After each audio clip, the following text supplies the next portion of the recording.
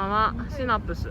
なんかね、本当にね、シナプスちゃん休んじゃったかもしれない。本当に今日気持ちいいの。繋がったかどうかなんかわからないけど、とにかく気持ちいい。重さの違いがすごい分かったって。重さっていうより軽さなんだろう。私はほら引っ張られたのがすごくよく分かった。すごい持ち上げられるんじゃなくて引っ張られたんだよね。圧迫感が違う。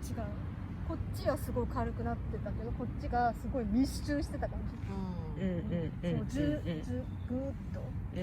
あ、そうだね、きっとね。だからすごい使ってる私みたいな。マキコさんはもうビリビリだった。ビリビリです。なんかすごいビリビリだった。なんか普段それの違いをやる前は分かんなかったんですよ。どっちが重いとか軽いとか。ね、だけどやってる時に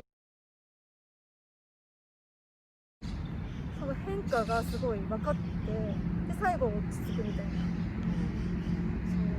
で最後のものすごいビリビリのなんだっけ、なんか衝撃的なビリッつうのが出たら、なんかすっきりしてた。すごいね。すごいね。なんかまとまって飛び出たって感じ。飛び出た。素晴らしかったね。素晴らしかったね。今日もうすごいね、最高だね今日。最高だね。コロネが一番好き。いいね。久しぶりで。贅沢な時間。ありがとうございました。